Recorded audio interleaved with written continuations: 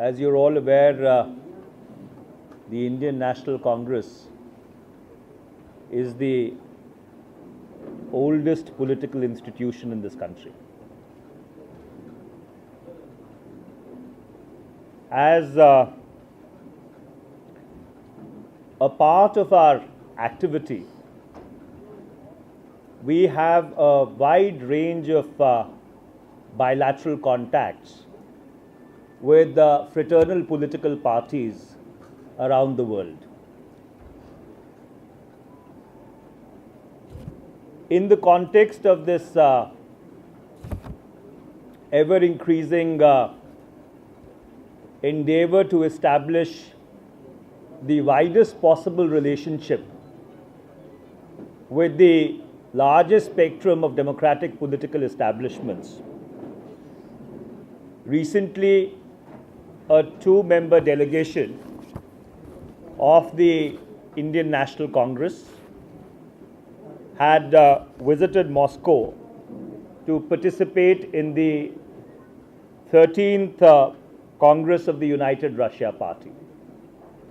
What is significant is that a bilateral agreement has been signed between the Indian National Congress and the All Russia political party called United Russia. The Congress delegation consisted of the chairperson of the media department, Mr. Janardhan Dwivedi, and General Secretary, Mr. Mukul Vastik. Though we would be circulating copies of the agreement to you, the two or three salient aspects which are integral to this compact, I would like to submit for your kind consideration. First of all, there has been an agreement that there would be a regular exchange of information between the Indian National Congress and United Russia with regard to political and other developments in both the countries, exchange of information with regard to party development, organizational work, training programs. There would be a regular exchange of party delegations on different levels. Expert meetings would be organized. There would be parliamentary exchanges. There would be regular roundtables on issues of international importance, as well as issues which are specific and germane to Indo-Russian affairs. And the parties will actively promote the development of contacts between youth, women, humanitarian, educational, and other non-governmental organizations also. This is a part of our regular and continuing activity to strengthen bilateral relations with other political establishments, especially those who believe in the democratic way of life, but in addition to that, others who have a presence in their respective countries. And I thought that it is important that this aspect of our activity, which is invariably not brought into the public space, should be flagged for your attention. Now the floor is all yours. The Andhra Pradesh High Court has struck down the 4.5 reservation for minorities that the government had passed through an executive order just before the UP elections. And it was the backbone of your entire campaign in UP. Salman Khurshid has spoken about it, wanting to trouble with the election commission. And now the High Court of Andhra Pradesh has struck it down. Isn't it a huge blow to the government? Well, you know, the difficulty is that you cannot react to court judgments as if you are reacting to instant coffee. Court judgments have to be perused, they have to be read, they have to be understood, and they have to be appreciated. So therefore, after we receive a copy of the judgment, after we have perused it, if at all that there is a reaction called for, we'll definitely come back to you.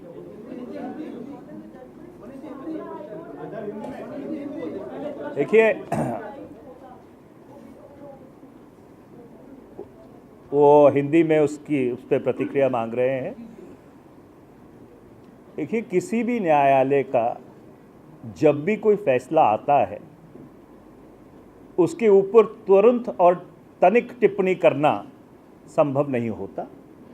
जब तक उस फैसले को संज्ञान में ना ले लिया जाए, उसको ठीक तरह से पढ़ ना लिया जाए, उसका अध्ययन ना किया जाए, उसके ऊपर प्रतिक्रिया देना उचित नहीं है। इसलिए जब वो फैसले की प्रति हमारे पास आ जाएगी और हम उसका अध्ययन कर लेंगे, उसके बाद अगर कोई उचित प्रतिक्रिया बनती होगी तो हम ज़रूर आपको अवगत करा देंगे। हाँ त्रिवेदी जी।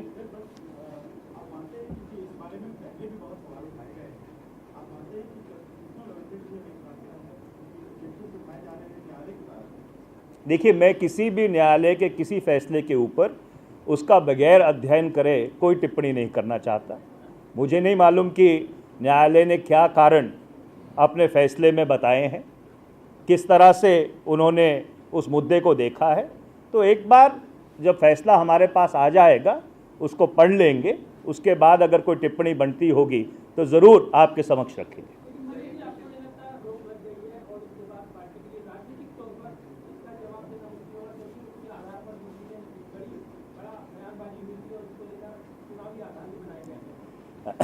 देखिए, अदालती फैसलों के ऊपर हमारा जो रुख है उसको मैंने स्पष्ट कर दिया है।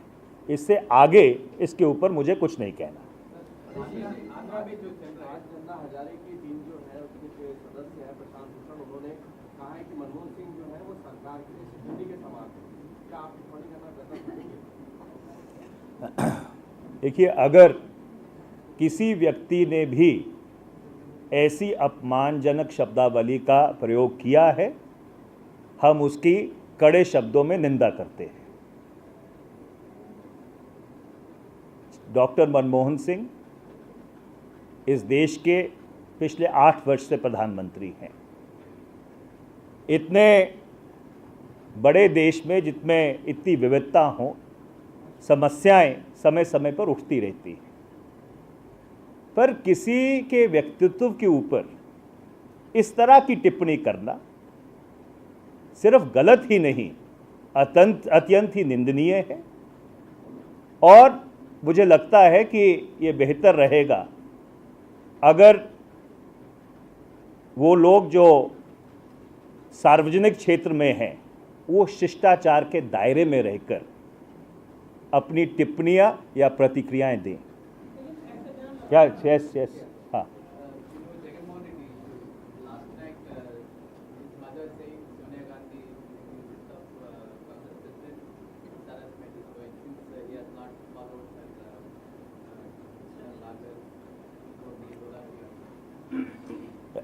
You know, let me make it very clear that we've always maintained that we do not comment on issues which are either under investigation or are sub judice. And allow me to extend this further and add that we do not interfere. And I repeat and I underscore, we do not interfere into investigative or judicial processes. We reject any such contention or averment if at all it has been made. What kind of impact do you think this will have on the biofuels in Assam? I think there is a need to desegregate these two strands and look at them separately. One is a criminal investigation which is underway, and as I have pointed out that we do not comment or we refrain from commenting upon investigative processes or judicial proceedings. And the other is a by-election which is completely in another field. So therefore, to link the two together and extrapolate as to whether there would be an impact one way or the other, I think is a bit of a stretch. People of this country have repeatedly demonstrated that they use their wisdom, they use their sagacity when they exercise their franchise. So I don't think that there is any case for drawing a linkage between these two situations.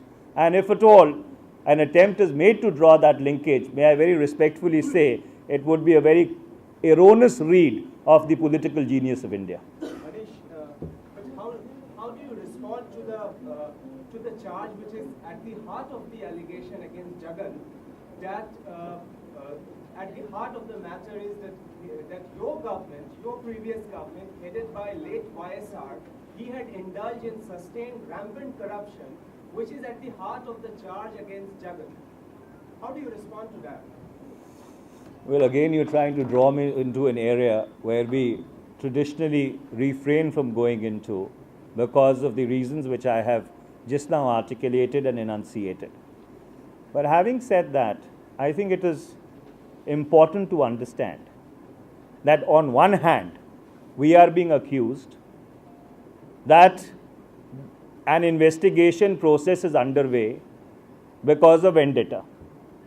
On the other hand, the charge is being made against us that the investigative process indicts your own political establishment. Now you can't hunt with the hare and run with the hound.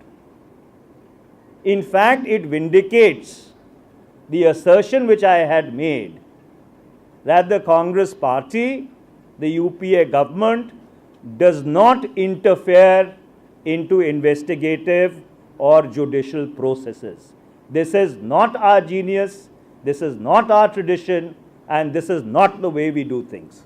Manish, Subodh? except for a small difference, that this has been done, the entire investigation and all the court issues, they have come up only after Jagan's rebellion and his ultimate defeat. Chandrababu Naidu almost died making the same allegations during UPA 1, and Congress reversed all those. I think again there is a misunderstanding of the genesis of this investigation. If my information serves me correctly, and of course there is more political wisdom in this room than possibly we would see in 500 years, but the fact remains that the investigation stems out of a High Court direction. There is a public interest litigation which was filed in the High Court. The High Court directed a CBI investigation. The investigation is being monitored by the High Court. So where does the question of anybody interfering / influencing / grandfathering any such process ever arise? So we can't have it both ways. That on one hand we are accused of vendetta, on the other hand we are accused of being a political establishment which is not sensitive to the mandate which has been given to us. So therefore, very clearly, once for all, let me state that our conduct, our track record over the past 8 years has been that whenever there has been a whisper of an allegation, it has been investigated. If there is something which has been found, the appropriate judicial proceedings have followed, and if there is nothing which has come out of it, then the honor of those who unfortunately were subject to those allegations has been vindicated. Is about the timing. Why CBI has been timing before the election? Well, how can I answer that question? After all, the Central Bureau of Investigation is answerable to the Andhra Pradesh High Court. How do you expect me to answer a question as to, when do they decide the timing to do what? Yeah, Renu, I'll just come back to you. आपकी अपनी ही सरकार से appeal की हुए 6 दिन हो गए, आपने अपील की थी 23 तारीख को ही कि आम जनता को कुछ राहत दे पेट्रोल की बड़ी कीमतों से। कुछ आश्वासन मिला है पार्टी की तरफ, सरकार की तरफ, पार्टी कम्युनिकेशन कुछ हुआ है कि इंतजार करिए कुछ ये करें? बहुत संगीन और संवेदनशील प्रश्न आपने पूछा है, और आज मैंने अखबारों में पढ़ा है कि माननीय तेल मंत्री जी ने की तरफ से ये बयान आया है कि हमारी संवेदनशीलता को और जो संवेदनशीलता बाकी लोगों ने व्यक्त की है उसको मद्देनज़र रखते हुए सरकार राज्य सरकारों से बात करके और तेल बेचने वाली कंपनियों से बात करके कोई ना कोई रास्ता निकालने की कोशिश कर रही है। तो इससे हमें संतुष्टि है कि अगर हमने इस देश के आम आदमी के हित को मद्देनज़र रखते हुए संवेदनशीलता व्यक्त की है तो सरकार ने हमारी बात सुनी है। या रेनू हाँ। Go back to Dr. Manmohan Singh. Is it not true that he has, irrespective of whoever has been in power, he has been himself in power for the last 40, 50, 60 years. And now that your government is not looking too good, he is looking at the presidency which means another 6 years in power. You see, Renu, time and again, I have been trying to underscore this point that the august office of presidency should not be brought within the realm of speculation. There is a consultation process which is underway. There is an electoral process which has to be formally notified. Once the process is notified and the electoral and the consultation process fructifies, we will come back to you. After all, we are answerable and accountable to you for decisions that we take. And we will make good of that promise. But till that point in time, I would request everybody to hold their horses, not shoot the breeze, and not subject the august office of presidency to unnecessary speculation. Yes. What I want to know is that has the Prime Minister also thrown his hat in the ring? You answer the question. No more. Of the country, is he also one of the candidates that you are discussing? Renu, I think I have answered the question to the best of my ability and holistically. As and when there is a decision, as and when the consultation process fructifies, we will get back to you with whatever we have to report to you. Yes, ma'am. Akhilesh has said that he's open to a debate on FDI. Do you think that the government will be pushing economic reforms once again, since it's a positive sign to discuss FDI? Well, if the Chief Minister of Uttar Pradesh has made a statement to that effect, I think it's a welcome statement. I do believe that the government has been engaged in trying to build a consensus on this issue. You know, it's been a tough one politically because there are differing political orientations which have different political understandings about the issue. But notwithstanding that, it has always been our endeavor to see if we can build a political consensus, because at the heart of the matter is not that we want a couple of more malls to open up in Delhi, Mumbai, Chennai or Calcutta or Kolkata, but at the heart of it is that it will help in creating that back end of agriculture, the warehousing, the cold chain stores, the public-private partnerships, which will take care of the huge problem this country has been facing with regard to storage and movement of food grains. Sorry, excuse me. So that lies at the heart of our concern, you know, when we talk about FDI and multi-brand retail. Manish, CPM Secretary of Kerala has said that we kill everybody those who revolt against us. What is the party's response to such a statement? And I just want to add something to it. He also said that Arla Ravi was the Home Minister when these killings happened. Any more questions? Check. Anything more on this or okay. You know, I think the statement by the district secretary of the Communist Party of India, Marxist, flags a larger issue. And the issue is about the use of violence as an instrument of politics. Now, what do you have? On the extreme left fringe, you have the left-wing extremists or the Maoists who believe that they need to overthrow the Indian state by violent means. On the extreme right fringe, you have the religion-based terrorist and jihadi groups.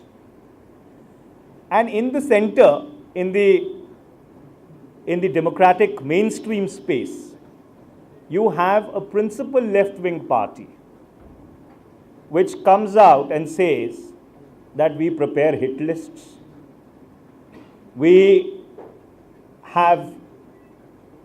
shot one person dead, we stabbed another person, and we clobbered a third person to death. And then, in the democratic space, on the right side, you have a political party which draws inspiration from a philosophy, which unfortunately is also the philosophy which inspires groups like Abhinav Bharat. So it raises a larger question of the use of violence and the use of intimidation to not only settle political scores, but use it tactically in order to achieve political ends. And I think those who have faith in broad-basing the Indian democratic experiment need to very seriously ponder as to how do we get rid of this toxin of violence from our body politic. Because already we are under challenge, both from the extreme left and the extreme right. And within the democratic space, if you are going to have mainstream political parties also using violence as an instrument, I think it is something which will have a larger bearing on the Indian democratic experiment. So it would have been very easy for me to condemn the district secretary, which we do in any case, and the statements which he has made. But the manifestations of this, and look at the irony of it, that who was the first person to condemn it? The Chief Minister of Gujarat. And here is a state which is on record in the Supreme Court confessing to fake encounters, which is a form of state intimidation.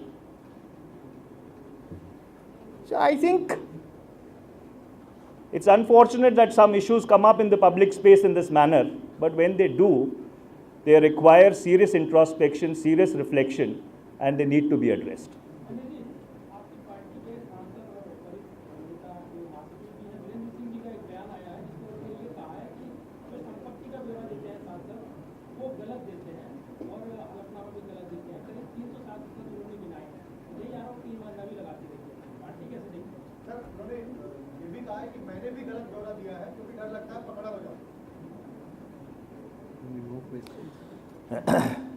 देखिए, अगर माननीय चौधरी वीरेंद्र सिंह जी ने कोई ऐसा बयान दिया है तो उसका क्या संदर्भ था, उसका क्या परिप्रेक्ष्य था, उसके बारे में वो बेहतर जानकारी दे सकते हैं।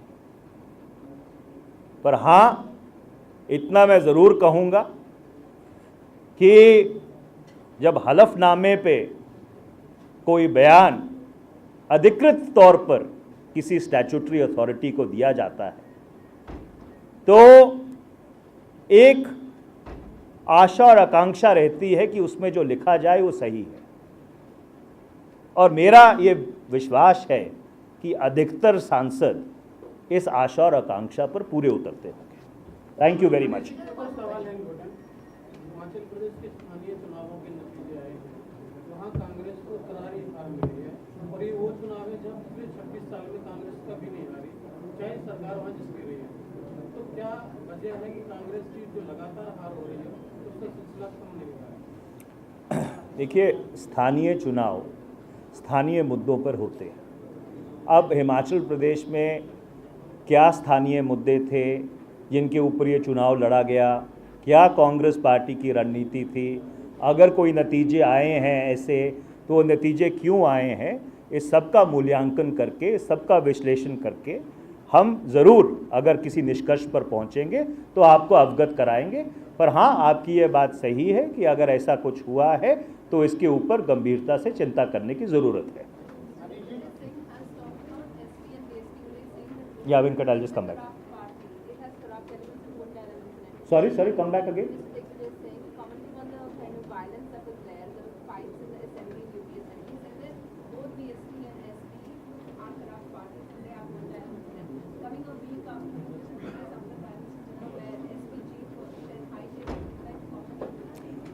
Well, I would only confine myself to saying that any incident of violence in the legislative space is something which is reprehensible, which is abominable.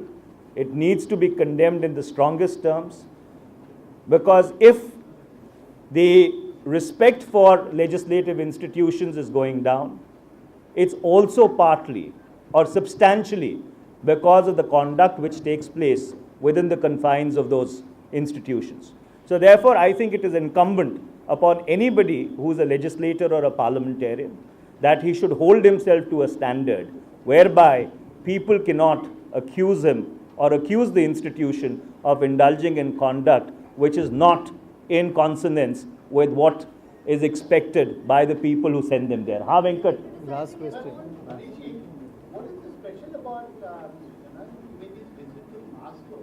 Every year the Congress president including some delegates to Russia for the Congress. What is the special about this visit?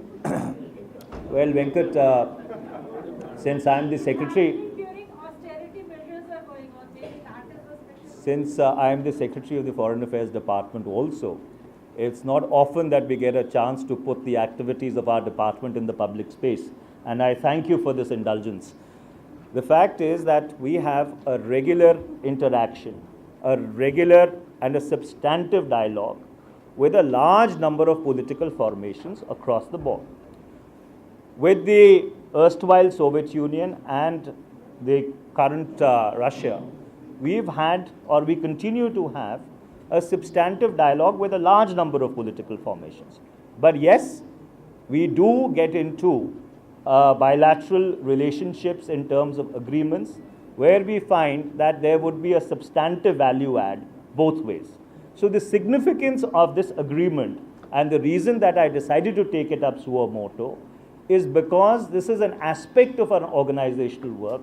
This is that part of an organizational work which usually does not get reflected in the normal humdrum of politics, but it is an important part of what we do because we believe that maintaining fraternal relationships with political parties helps in understanding and consolidating even bilateral country-to-country relations. Thank you very much.